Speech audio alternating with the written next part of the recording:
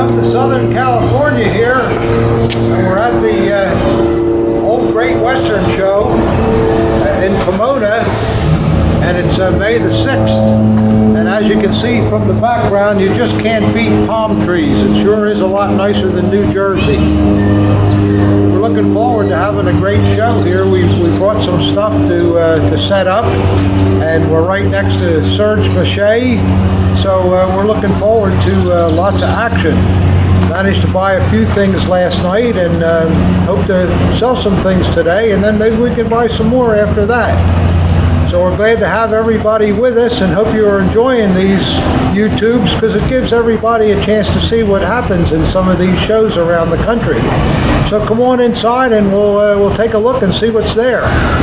Well, we came into the show now, and we come over to Serge Mache's table, and his partner Larry's back here. He's an ex-actor. Showed me his last residual check that he got, 1 penny. So he's really doing good. I'm gonna blow it all right here. Blow it all here? Yep. The whole thing? The whole thing, the whole check right here. Well, I'll show you what you can blow it on. Okay. You collectors may be familiar with this book, but what's interesting on the cover is the fact that it shows a takedown gravity knife by SMF, and you notice there's a center ridge in the blade. Well, it just so happens that Serge and his great scouting underneath this towel, look at that, collectors. Can you see that ridge there with the SMF mark? See, it's a takedown version. We figure they probably made 10 or 12 of these. 12. Is that right, Larry? 12. Okay, he knows. He did the research. And it's really an amazing thing. I know you've all seen a million gravity knives, but I'll bet you no one's ever seen this one, except for the guy that wrote this book. Isn't that something? I don't know what the value would be, but to somebody that was really into gravity knives, this has to be the ultimate. How long you had this, Serge? About 5 years. 5 years? Yes. Where did you find it? It was actually in an auction. Oh, in an auction? Yes. Yeah. Did they know what it was in the auction? They didn't know what it was, but somebody else did. Ah, so I get the picture. I get the And picture. it wasn't me. And it wasn't Larry. All right, well, I thought that would be neat to look at. That starts our show off. Well, we came down a little further in the show, and here's a couple of things that you don't see very often. These are Fireman's pickelhaube. They probably come from the Imperial period, or perhaps into the 1920s. A lot of times you can tell a fireman's piece because they'll have lion cockades on the sides of them. They're really in nice condition. Hardly any attic crazing in the leather, and pretty good liners inside, and kind of interesting. Just stuff that you don't see very often.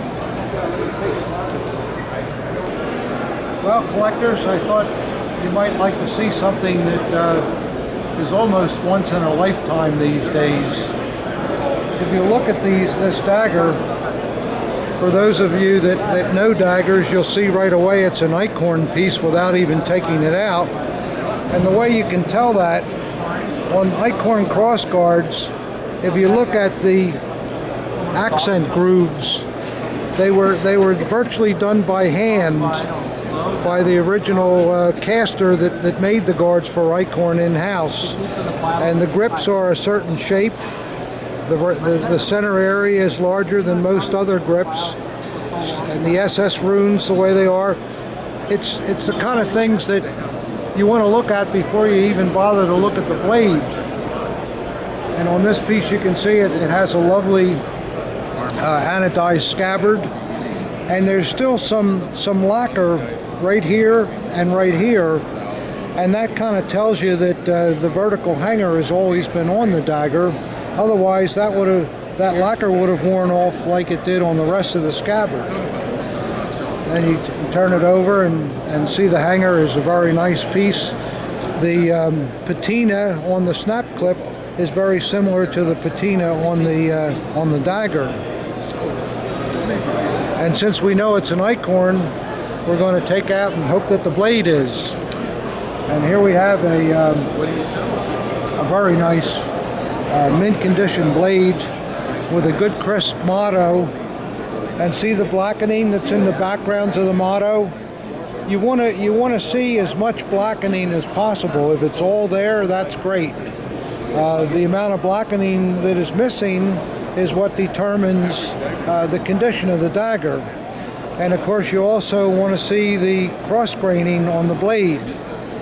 Cross graining was not something that was put into a blade. It's a byproduct of the polish process that went into making the blade. When the blade was first forged, it had to be ground to shape, and then the surfaces had to be ground progressively by using less and less coarse grinding material. And finally, when they reached the end of the grinding process, that's the grain that you see there. It was not put in there. Now when we look on the reverse of this blade, voila, you'll see that we have a full Ernst Röhm inscription here with a full name. And notice that the darkening in the backgrounds is the same as the darkening that we see on the motto.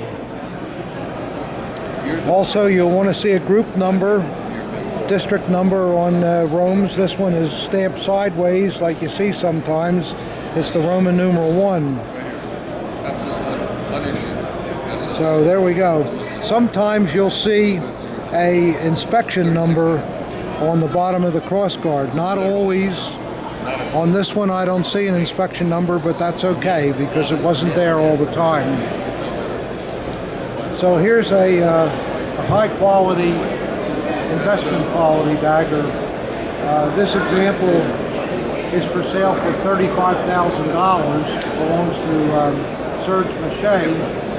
And in my opinion, it's a good investment because as the years go by, of course, less and less of these are available, and hopefully there's more people that want to buy them, so the value goes up. At least that's what we've seen so far in this hobby, especially on high-quality, desirable SS daggers. We're over at Bob Demmel's table. You may know that name.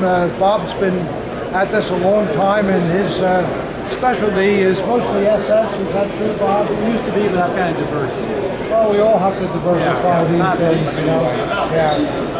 How are you finding the hobby? It's a little difficult these days, but still the rare stuff sells. Yeah, the good stuff always sells. Yeah. It's just hard to find it. I find that no matter how bad the economy can be, there are always people that are wealthy and they're looking to buy passion. And passion. And that's what sells. Absolutely. We're looking at a couple of bayonets that Bob has here. There's a stag piece here, which is really pretty. It's an Eichhorn, and this is one of Eichhorn's standard etches. They'll all have the Wehrmacht eagle on the lower part of the etch, with the standard remembrance in the center, and then the branch of service that the particular individual was in. In this case, this is the service branch of infantry, crossed rifles with a helmet on the top. And you can, on the reverse, of course, is the Eichhorn trademark. And it's always nice if you can find a bayonet like this. It's fairly rare, but then if it has the stag grips too, everybody likes stag grips. I mean, especially when you see the edges yellowed like that and all showing some age. Beautiful. And Bob has another piece here that's even more interesting. It's made by the Huller firm. Normally with Huller bayonets, we'll see two Wehrmacht eagles, one here and one here, but in the case of this etch, the eagle was substituted with an artillery 88 gun, and that's quite rare actually. We don't see that very much, and the condition of this is exemplary. Did these come out of a collection, Bob? Or? They did. Yeah, they look like something that somebody got years ago and lovingly cared They've for been them. taken care of. Yeah, they're both really beautiful. Well, we appreciate you sharing these with us. Always good seeing you. What do you want for the artillery piece? I was going to ask you what you thought before I want you to set the price. Oh, $200 or $300. I don't know. Let me ask you this: if you had them, what would you sell?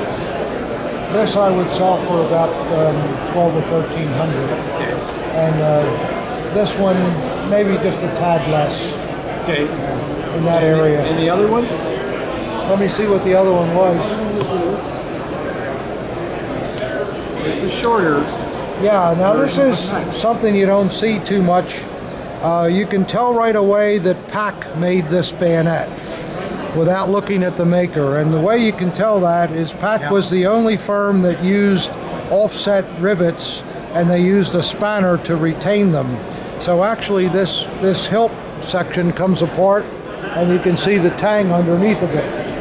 Now what they have here is a neutral etch. This was a very early etch. Their neutral was later changed to a open-winged eagle. This was only offered till about 1937, this particular etch, and it just has the standard remembrance. They don't sell too well because you have the old snag that somehow everybody wants a swastika on They're it. not quite as sexy. As the other Yeah, ones. they lack the what we call in the industry buffoon appeal. Yes. Pardon the word. The big eagles are better. The Big Eagle's a better show. And as you can see on the reverse here, you'll see the Siegfried Waffen trademark. And this is the early mark that Pack used prior to the Siegfried Waffen mark, which was a much larger trademark.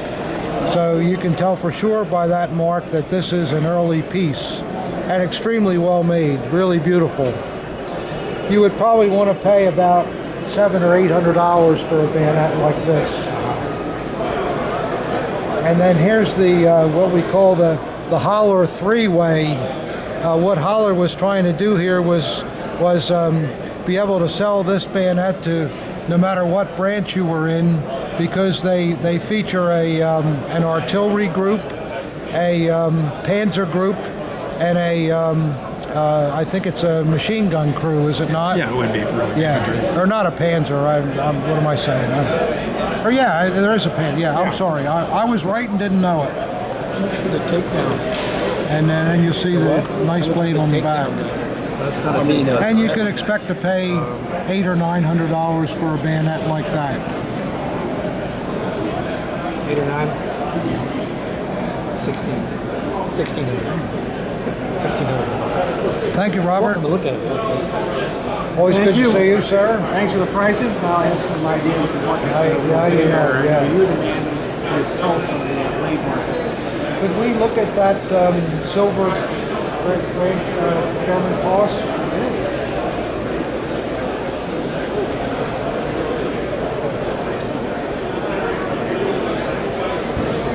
Yeah, okay.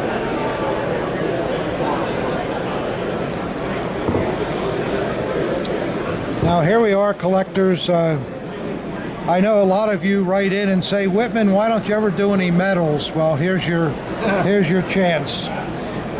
Most of you know they called these kind of fried eggs, but this German cross is much rarer than the normal type because it's a silver one, not a gold one. Most German crosses have a gold wreath, not a silver wreath. And you can see on this one the background silvering is still intact. It's probably the original case that it's in. It's got a little damage on the inner lid, but it's not bad. And then we'll take it out of the case and we'll look and see if it's a 20 or not. 20 seems to be the most popular, but I don't know if it is. But let's just take a look here, and we'll try not to break Bob's pin. Boy, I'm good. It is a 20. Yeah. What you want to look at too, see the 2 on that 20, it's kind of unique the way it's styled. And if you're looking at one of these, you want to see that same 2 the way it's done.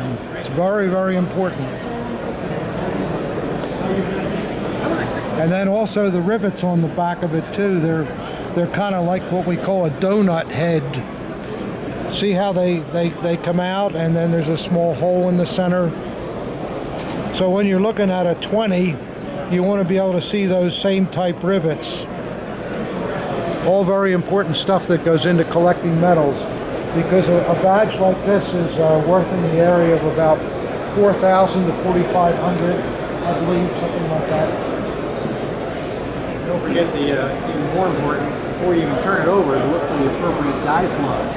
It's always on these Tell us rigs. what those are. Collectors, Well, listen to there's, this. What die flaws? The die flaw, for those who haven't bought the books yet, Right. which explains it, right down here in the 9, there's always the same die flaw. Quite often you'll see the back of the pin that secures the starburst, the head of it showing through here, which is correct. And then on the ray, up here, about this position, about the 11 o'clock position, in the black, there's always a die flaw right there also. See, these are good subtle things, collectors, that if you can retain that kind of stuff, you'll never go wrong. And if you can't, you can always call Bob Demmel and he'll tell you again. If you can't reach me, you're always there. I know. Thank you, sir. Thank you. Now we're down here looking at Ed Stark's display here, and we sell a lot of armbands, as you know, so it's always kind of fun to find somebody that can help us replenish them. And Ed, you look like the man. I'm the man. You're the man. The replenisher. We got a lot of, what do we got on that one? $80. Well, no, you know what? I do that's 60 on that one as well. That was pretty tore up, though. Yeah, we better pass on that one. And how about this one? Looks well used, but it's still intact.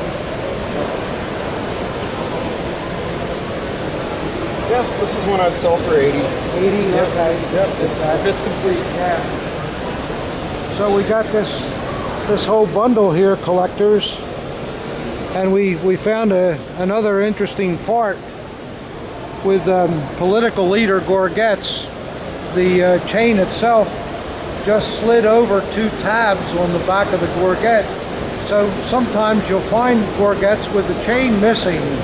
So if you happen to have a chain, it can make a big difference. If you can buy a faceplate without a chain for $600 or $700, and then find a chain that matches up for another $250, $300, then you may have a $1,200 or $1,300 thing where you maybe only have a $900 or $1,000 investment. So it's a good deal.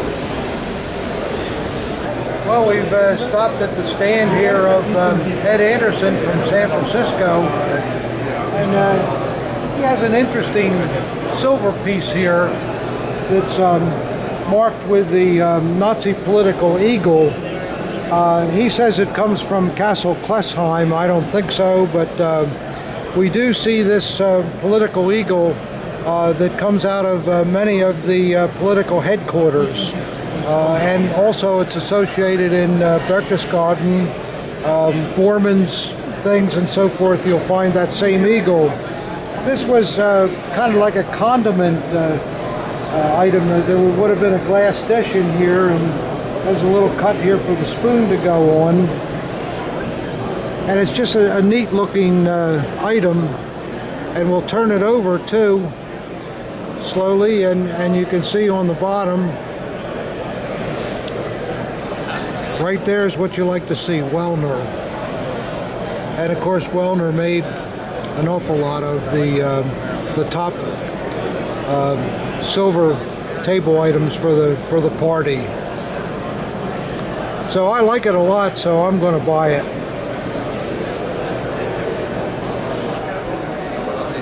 Well, here we are. We're still at the Pomona show.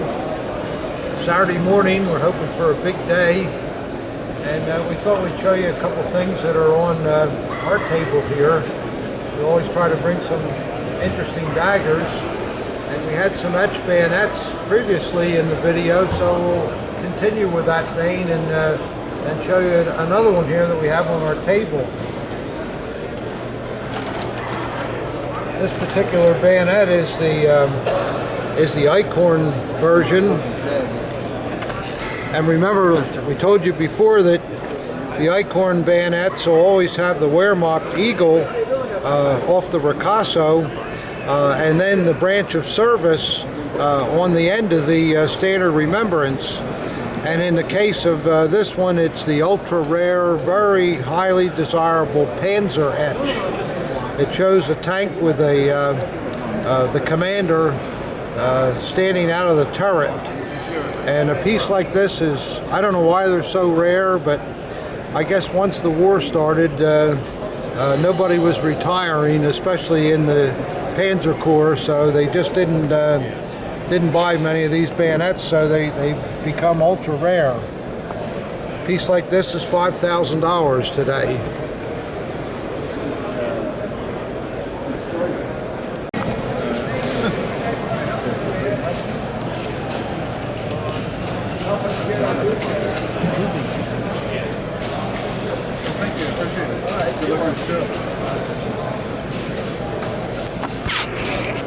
Well, we're here at the Pomona show, and we've just had a new collector come up to see us and introduce himself. What is your name, sir? I'm Michael Turner. Michael Turner. Yes, sir. And what are you collecting, Michael? Well, I'm fairly new to World War II collecting, but one of my interests is daggers. So if we're going to stop by and get a little bit more information from you. Wonderful. Heard that you're quite the guru when it comes to information here. I don't know about that, but I'll do my best. I see you have my book. That's a good start. I do. I actually just picked this up from another collector down the aisle, and he said it was a good place to start. Yeah, where do you want to start with? An army dagger? Is that where you're Yeah, I think begin? an army dagger seems to be a good place to start. The best thing you can do is try to find, obviously, the best condition of the piece. And you can't worry too much about the price as long as it's within the area. But don't buy anything that's got a bad blade or a dent in it or a chip rip, because after 20 years it still has a dent in it and a chip. So you always try to buy the best you can with what you can. Okay, so condition is. And I find that it's best when you're starting out, if you are going to buy something, go ask somebody else too what they think of it, so you can get another opinion. And never buy anything unless the dealer is willing to guarantee it. That makes sense. If nobody wants to guarantee it, you don't want to deal with that person. Because it takes a while to get comfortable with the hobby. Yes, especially coming into it being new, it's nice to have some other opinions and a guarantee. Right.